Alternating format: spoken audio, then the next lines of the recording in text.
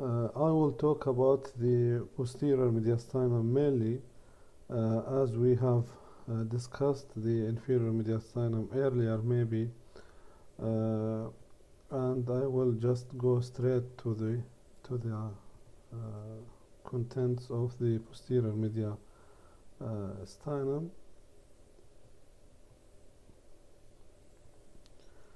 So in the posterior mediastinum, it is by all means the largest mediastinum among all other mediastini, and it is to be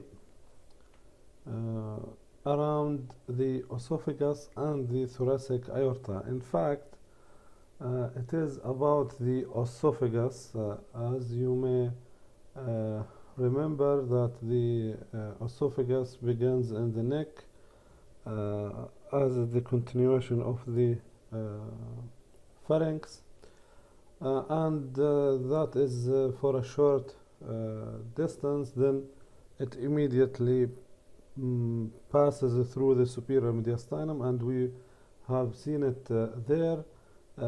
Then it carries on all the way down until it reaches the level of the 10th thoracic vertebra, where it pierces the diaphragm and joins the stomach. So most of the journey of the esophagus, it is within of course the thoracic cavity, mainly in the posterior mediastinum, and the esophagus can be exposed to chemical injuries and of course neoplasia, and therefore thoracic surgeons, they work on the esophagus, and if we to talk about the posterior mediastinum, not talking about the vascular part of it, of course I would focus on the esophagus, but because we are talking about the vascular structures within the posterior mediastinum, we would mainly focus on the descending part of the aorta as it passes all the way through the posterior mediastinum, and of course we would focus on the azygous system. So what are the contents of the posterior mediastinum? The descending thoracic aorta, that's for sure, hemiazygous, accessory azygous veins, of course sympathetic chain, splanchnic nerves, vagus nerve, and the azygous vein. By talking about the sympathetic chain, they begin all the way through from the base, under the base of the skull, until we reach the end of the vertebral column, and as they descend down, they diverge away from the vertebral column.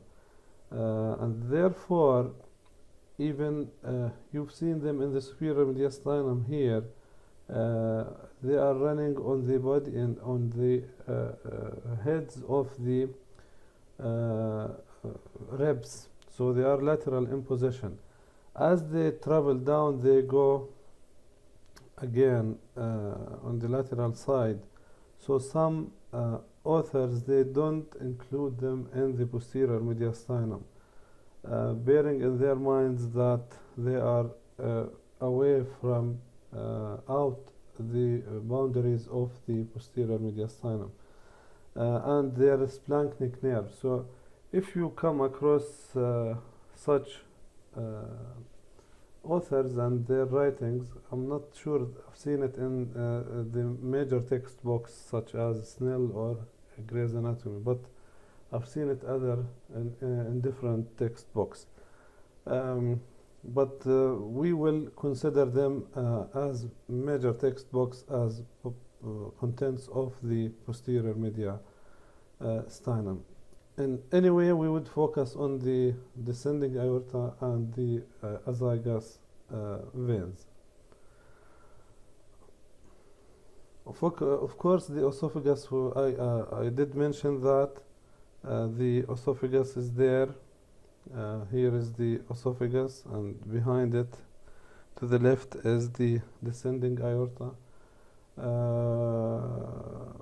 And of course, posterior mediastinal lymph nodes, thoracic duct, all these structures are within the posterior mediastinum. Let's focus on the venous drainage and the aorta. Before we proceed, let me just remind you, and I would just reflect on why we are studying the mediastinum. We did it in the superior mediastinum. There we talked about the great veins, brachiocephalic veins, superior vena cava. Then we moved backward. Intermediate layer was the arch of the aorta and the main blood supply to the head and neck, of course, and the arms, the upper limbs. And now we're going back towards the middle mediastinum, that is the heart and the origin of great blood vessels, plus the tributaries to the inferior and superior vena cava.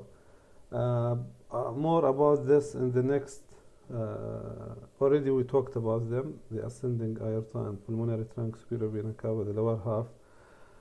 Today we are moving towards the posterior mediastinum, where we shall explore all the veins and arteries within the thoracic cavity, and by doing this we are just concluding the venous drainage of the thoracic wall itself, and the main structures there, apart from, of course, the heart and the lungs. So we would talk about the aorta and the azygous system. Now, the azygous vein means it is unpaired. We do have it on the right side. We don't have it on the left side. On the left side. Why is that?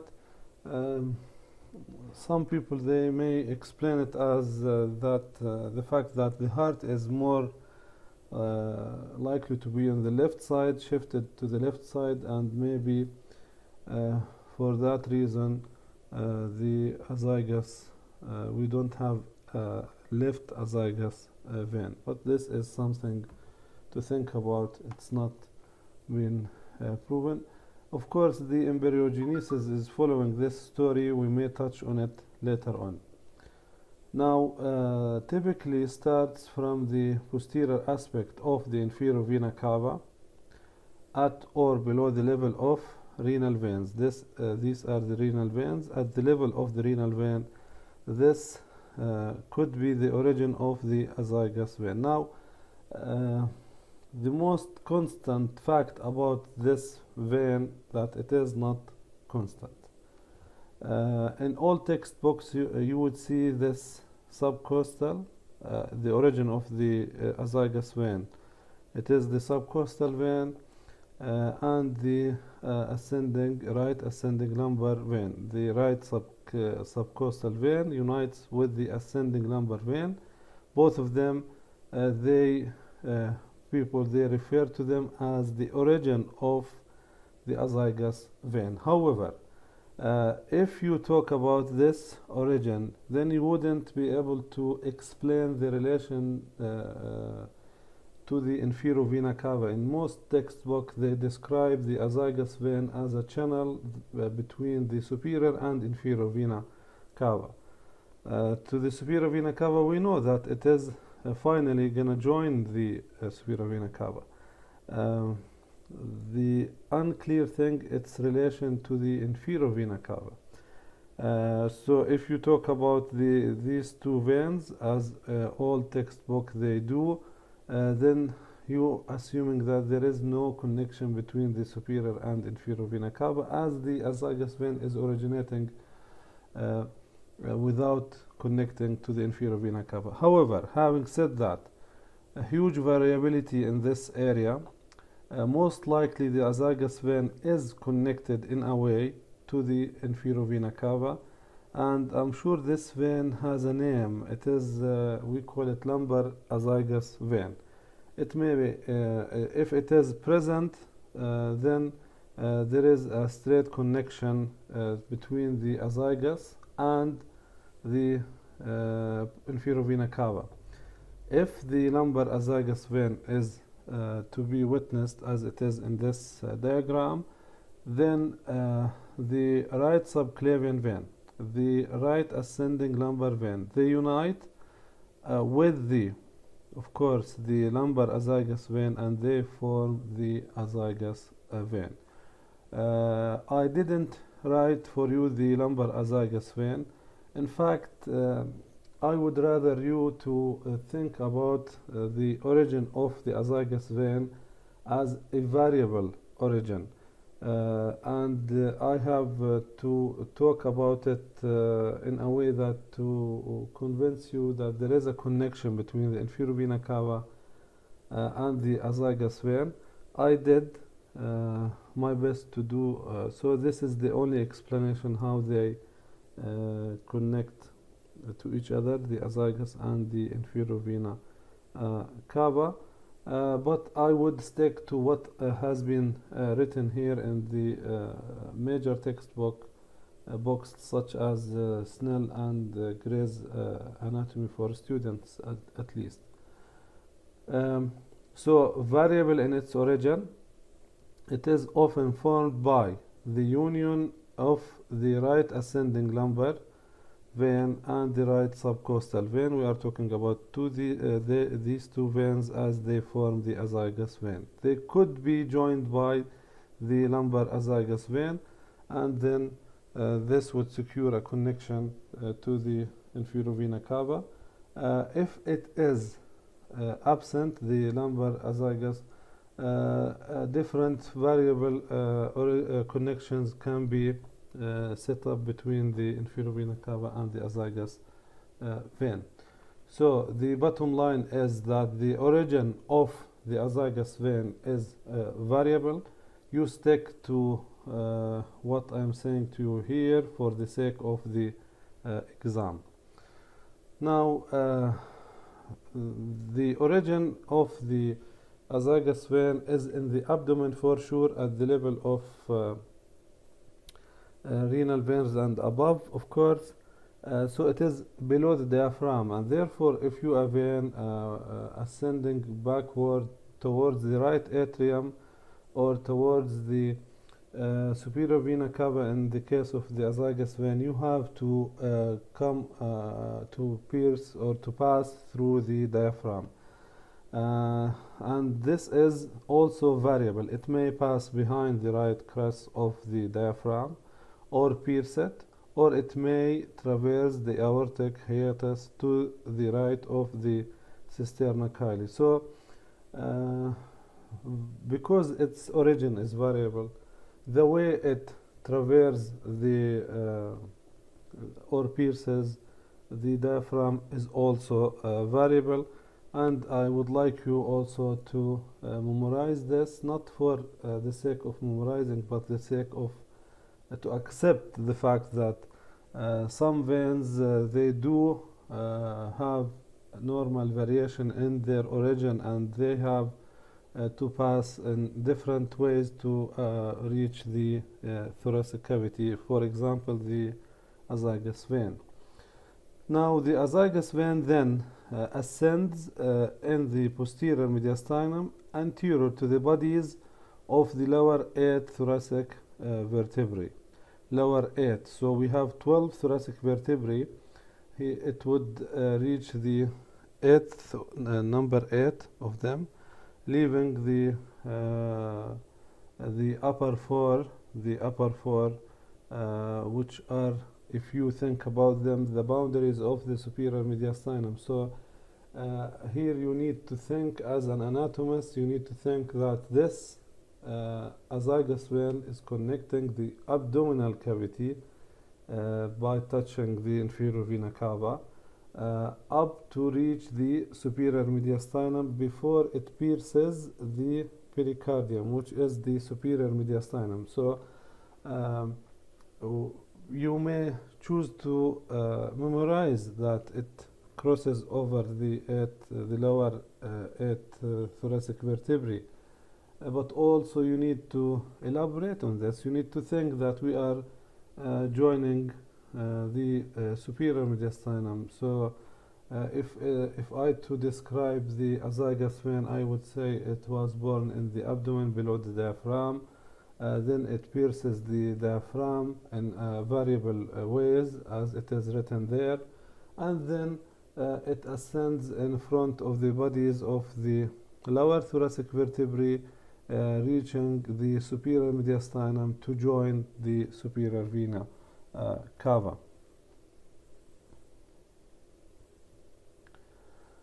At the level of the fourth thoracic vertebra, and this is as a continuation to our story, okay, and this should remind you of something. This is the boundary between the superior mediastinum and inferior mediastinum.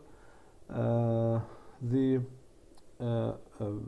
azygous vein arches forward above the right pulmonary hilum, as you can see it here, to join the superior vena cava before the later one, before the superior vena cava pierces the pericardium. I've demonstrated this to all of you, and we talked about the obstruction of the superior vena cava, so you know everything about it.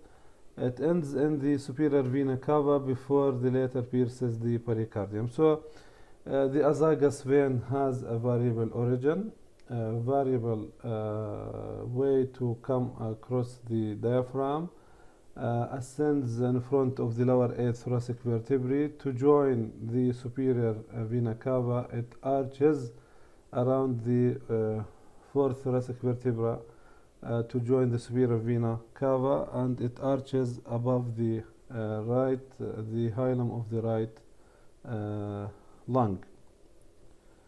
Now, in many textbooks, they also talk about it as a channel that connects the superior vena cava and inferior vena cava, and provide an alternative path for blood to the right atrium when either of the vena cava is blocked.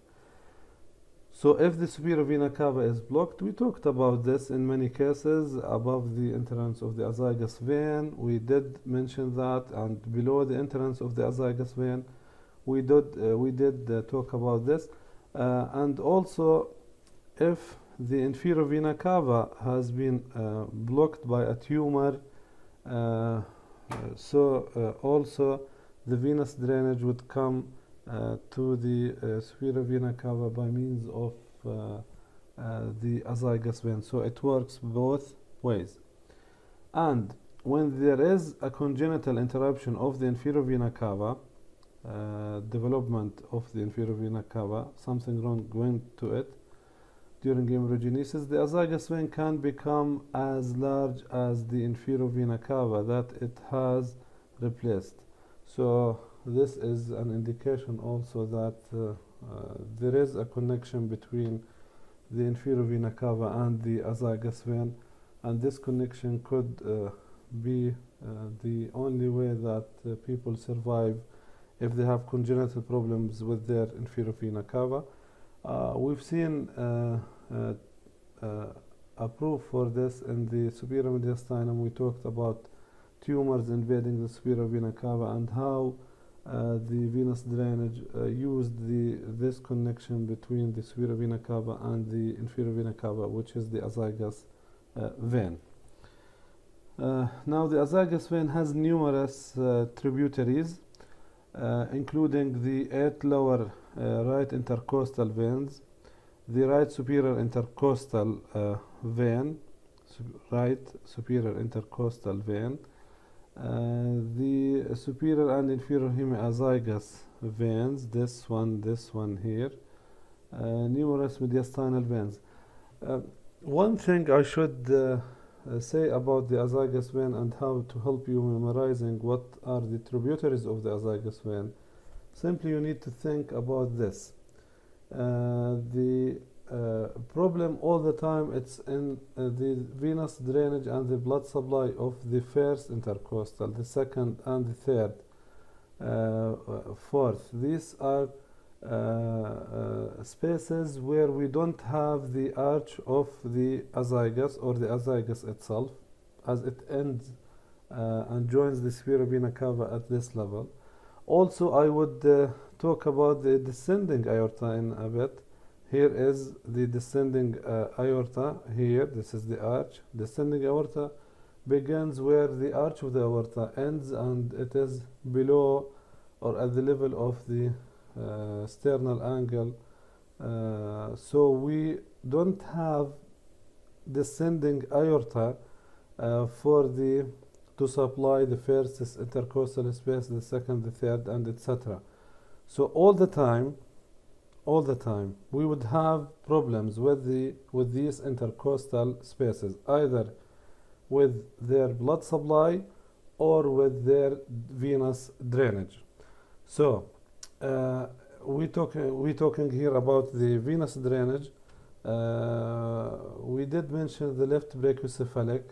Okay, it would receive the left superior intercostal vein, and the left superior intercostal vein would drain the first, second, third intercostal veins, and there is a huge variability also in this area. On the right side, in the right side, we did mention that we don't have the arch of the azygos here, but we have it there, and therefore we would drain the intercostal spaces indirectly using the right superior intercostal vein, this one here, okay, that joins the arch of the azygos. So the problem, it's all about the upper intercostal spaces, as they don't have their blood supply, the descending aorta nearby, and they don't have the arch of the azygos nearby them, because both of them, the arch of the azygos and the descending aorta, are below, far away from these spaces. This is the way I think about it, and in many textbooks they go into boring details about this, which one and where they go. I don't think you need to memorize all this, and therefore you need just to think and using your ability to think and to elaborate on this, that the upper four intercostal spaces, they would struggle in their venous drainage and in their blood supply, because both are away of them. So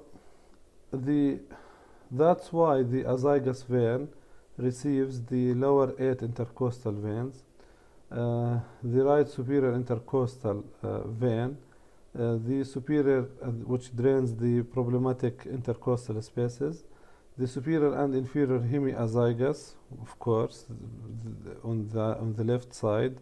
The intercostal veins should go towards the ultimate venous drainage, which is the azygos in this case. Numerous mediastinal veins for sure. The azygous vein lies close to the right posterolateral aspect of the thoracic aorta, posterolateral aspect of the descending thoracic aorta, and we think that the aortic pulsation may assist venous return in the azygous and hemiazygous veins. By the way, we are talking about the cardiovascular system, and I would like you to focus on some concepts. It's without being surprised, you need to know that the venous drainage from the lower limb, the abdomen, usually struggles to reach the right atrium because of the low pressure gradient, and therefore wherever there is a vein, there is an artery near to it, and the pulsation wave of within the arteries, the higher pressure system drives the venous return, the lower pressure venous system. We can see it, we've seen it in the lower limb, how the femoral artery, femoral vein, they are close to each other. In fact, they are together even in the sheath. So this is a concept you need to think about it, and today we just repeating the same story, that the azygous vein is near to the thoracic aorta, and the pulsation within the thoracic aorta may help and assist the venous return of the azygous vein. Of course, the driving force that would help the venous return, that is for sure the diaphragm in respiration as well. Superior hemiazygous vein and inferior hemiazygous vein. Also, they, as you can see, wherever they begin, they never began up. They are to be similar to that of the azygous vein. So they also, the inferior hemiazygous, the origin is the same, ascending lumbar vein with the right costal subcostal vein. They unite and they ascend up. It is often formed by the union of the left ascending lumbar vein and the left subcostal vein. So left and left, and the names are those similar to those of the azygous vein. At about the level of the 8th thoracic vertebra, turns to the right and joins the azygous vein. This is it. The inferior hemiazygous or hemiazygous. Also the names are variable, and this may cause for you headache. Different textbook, they just name them different names. And of course, the superior hemiazygous or accessory hemiazygous vein is formed by the union of the 4th to the 8th intercostal space. And the question here about the 1st, 2nd, 3rd intercostal spaces. How about them?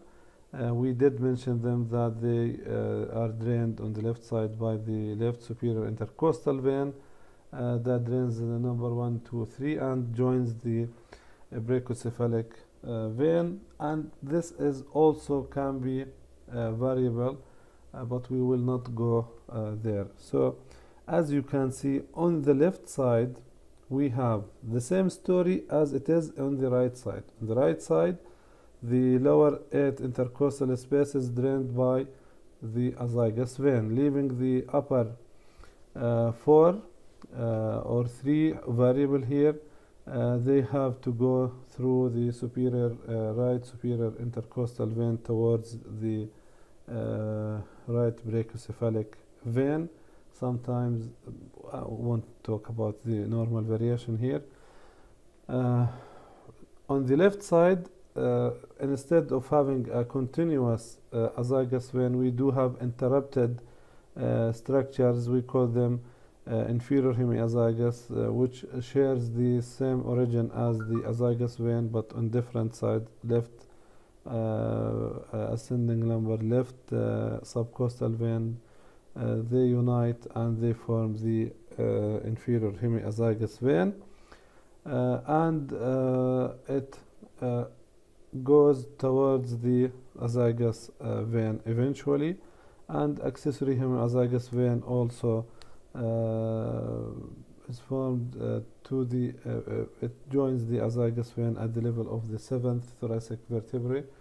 This one at the 8th and that one at the 7th thoracic vertebrae. Both of them in any way they cross the vertebral column in front of the bodies of the corresponding vertebrae, where they arch and they join the azygous vein. So huge amount of variability in the origin of the azygous vein, in the shapes and origins of the hemiazygous, accessory azygous.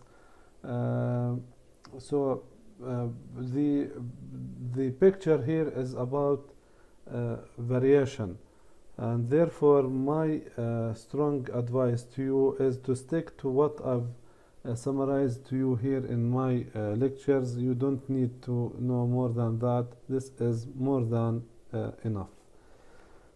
Okay, we finished talking about the venous drainage. Let's talk about the arterial supply.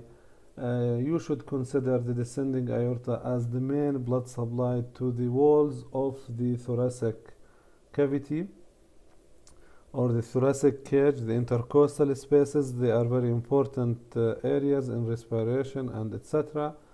Of course, to the esophagus, to the bronchi, trachea in a way. So the descending aorta is the main blood supply to all the organs in the thoracic cavity below the superior, below the imaginary plane that we talked about, that divides the superior and inferior mediastinum. Of course, all the structures except the heart and the lungs, as they supplied by different ways. And that's why the aorta also would struggle, the descending aorta would also struggle to reach the upper three, at least, intercostal spaces, and you may find them supplied by means of other arteries. I won't talk about them today. So let's go and talk about the descending thoracic aorta. Lies in the posterior mediastinum, that is for sure. To be honest, I think Dr. Islam have demonstrated, and Dr. Abdullah, to you in the labs, that the descending aorta was found on the left side of the vertebral column. On the left side of the vertebral column, and no wonder, because the arch of the aorta was directed upward, backward, to the left. So you shouldn't be surprised from the fact that the descending aorta should be found on the left side of the vertebral column, and we'll talk about this as we proceed. So it is the ultimate structure in the posterior mediastinum, begins as a continuation of the arch of the aorta on the left side of the lower border of the body of the fourth thoracic vertebra, opposite the sternal angle. Okay, of course, we did talk about this. The arch of the aorta begins at this level, and the arch of the aorta ends at this level, where the descending aorta begins. It runs downward in the posterior mediastinum, inclining forward and medially to reach the anterior surface of the vertebral column. Now, at its origin, as a continuation of the arch of the aorta, we did mention that it is on the left side of the vertebral column. Now, the aorta has to reach the abdomen eventually. And in the abdomen, you've seen it, I'm sure, it is a midline structure. Lying on the front of the lumbar vertebrae, and to do so, the descending aorta, from being most to the left side of the vertebral column, it would begin its journey to go from lateral, as you can see, to be medial. So it is at the beginning on the lateral side of the vertebral column, but as it descends to approach the diaphragm, it would be crossing medially, more medially, to become at the level of the 12th thoracic vertebrae, where it pierces or passes behind the diaphragm, as a midline structure. At the level of the 12th thoracic vertebra, it passes behind the diaphragm through the aortic opening in the midline and becomes continuous with the abdominal aorta. of course, as it descends, it gives off branches. Posterior intercostal are given off to the lower 9 intercostal spaces. The question is about again the first, the second, the third, how they get their blood supply. Think about it. They don't have descending aorta. They may have the arch of the aorta, but the arch of the aorta is far away from the right side. We don't have it on the right side. So how the right side, the upper 3 intercostal spaces on the right side, they would do. And the arch of the aorta is still far away from the first intercostal space. Maybe the subclavian artery, who knows? You need to go and read about this. Okay, now posterior intercostal are given off to the lower 9 intercostal spaces. Pericardial, esophageal, and bronchial arteries are small branches that are distributed to those organs. As I mentioned, the descending aorta mainly supplies the intercostal spaces. This is a huge area of your body. In fact, we are, as a human being, a tube that developed head, upper limb, lower limb. And our thoracic wall, of course, is segmented, and it has a very important function during respiration. And therefore, don't you ever underestimate the blood supply to the intercostal spaces, plus the organs that we mentioned here. Now, I'm done for this lecture. The remaining slides I've written here, read only. Of course, they are interesting. I would love to talk about them, but they are not vascular structures. We talked about the thoracic duct in the lymphatic system. I think it has been covered. Also the nerves, we talked about them, especially the left recurrent branch of the left vagus. The phrenic nerves also, we talked about them, and the phrenic nerve would be explained to you in details and during your respiratory system.